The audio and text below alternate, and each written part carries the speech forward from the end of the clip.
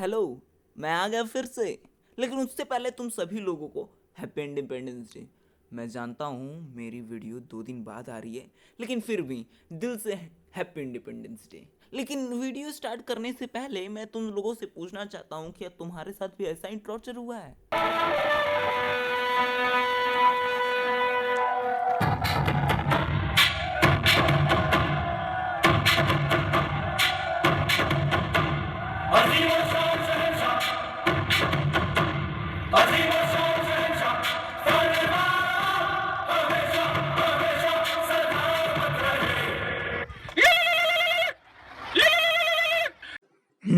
तो ये थे मेरे कुछ वेल्ले दोस्त। अगर तुम्हारे साथ भी यही टॉर्चर हुआ है पूरे इंडिपेंडेंस डे के प्रोग्राम में, तो वीडियो को लाइक करो और चैनल को सब्सक्राइब करो, क्योंकि हम दोनों के ऊपर आप बीती हुई है।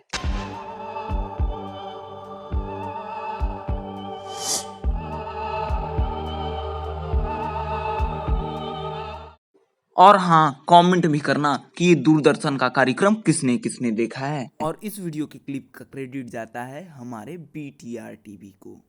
तो चलो आज की वीडियो को शुरू करते हैं। आज हम बात करने वाले हैं भारत नहीं भारत के बारे में नहीं, भारत के लोगों के बारे में। तुम्हें पता है जॉनी सिंस के जितने शिकार नहीं है ना, उससे भी ज्यादा हमारे भारत में लोगों के प्रकार होते हैं। तो आज हम उन्हीं लोगों के प्रकार के बारे में बात करने वाले हैं। तो चलो शुरू करते हैं। अभी मजा आएगा। सबसे पहले हम बात करने वाले हैं हमारे अजय सर के कैटेगरी के लोगों के बारे में, जो कि हर दम अपने मुंह में गुटखा चबाते हुए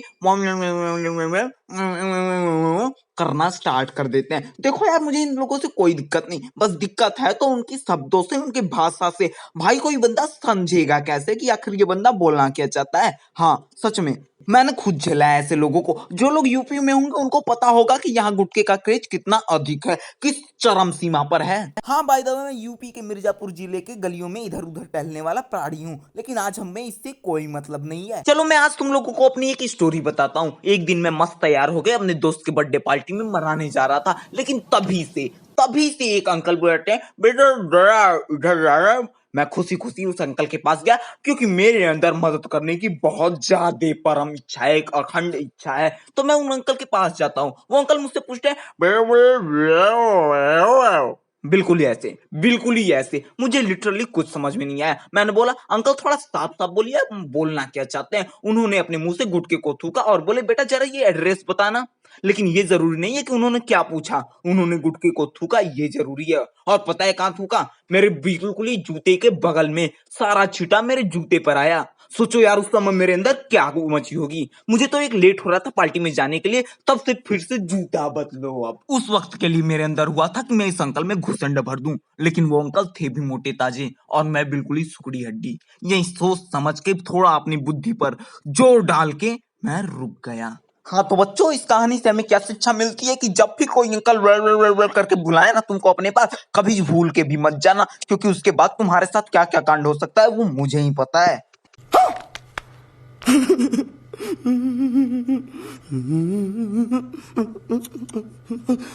सेकंड नंबर पे हम बात करने वाले हैं ऐसे लोगों के बारे में जिनको इस दुनिया से कोई मतलब नहीं है कि ये दुनिया क्या मरा रही है। बस उन्हें मतलब होता है तो बिल्कुल ही अपने एक बोतल से। हाँ, मैं बात करने वाले हूँ बिल्कुल ही टल्ले लोगों के बारे में। तो देखो यार, इनके लिए मेरे पास ना कोई स्टोरी नहीं है, क्योंकि मेरी खुद फटती है इनके पास जाने से। मैं इनसे 50 मील की दूरी पर रहता हूँ, क्योंकि मुझे खुद डर लगता है यार कि ये कब क्या कर दे, कुछ समझ में मुझे नहीं आता। लेकिन हाँ, मेरे पास मेरे एक दोस्त की स्टोरी जरूर है। एक दिन मैं और मेरा दोस्त का क्या नाम रखें, ढक्कन।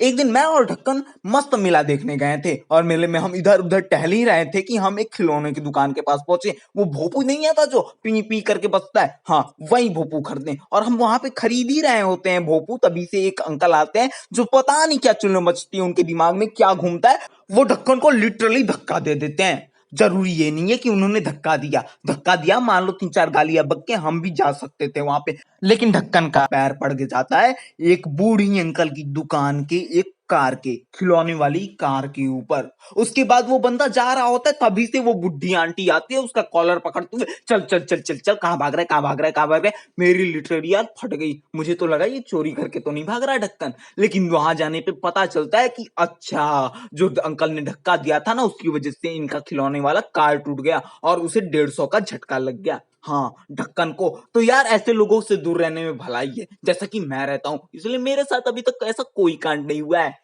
खुशियां मनाओ। उससे मेरा क्या फायदा हुआ? अब तीसरे नंबर पे ऐसे लोग आते हैं जिन्हें ज्ञान चिपकाने की एक अलग ही अखंड चुल मची रहती है, जिन्हें ज्ञान चिपकाना जरूरी होता है, और ऐसे लोगों को ना हमेशा इग्नोर करना चाहिए। तो देखते हैं इन लोगों के साइड इफेक्ट्स क्या हैं। पता है, जब तुमने 10वीं कर ली तो अब 12वीं में कौन सा सब्जेक्ट लेना है वो ये बताएंगे। तुमने 12वीं कर ली, अब कौन से कॉलेज में जाना है वो ये बताएंगे। कोई बीमार हो गया, अब दवाई कौन सी देनी है वो ये बताएंगे। मरीज मर गया, पकड़ो साले को, उसने बताया था। तो ऐसे लोगों से हमेशा दूर रहो, ऐसे तुमको भी फायदा होगा और उनको भी, क्योंकि उनके दिए हुए सुझाव से ना कभी तुम्हारी मारी भी जा सकती है। इसलिए इन लोगों से दूर रहो कि कहीं ऐसा ना हो कि उनके सुझाव की वजह से तुमने कोई गलत कदम उठा लिया और उसके बाद उन्हीं को धर लिया। हाँ, तो इसलिए इन लोगों से दूर रहो, इसमें तुम्हारी और उनकी दोनों को भलाई है। और ऐसे बनने की कोशिश भी ना करो, क्योंकि ऐसे लोगों को ऐसे ही इग्नोर किया जाता है जैसे कि हमारे नीचे वाले बाल को।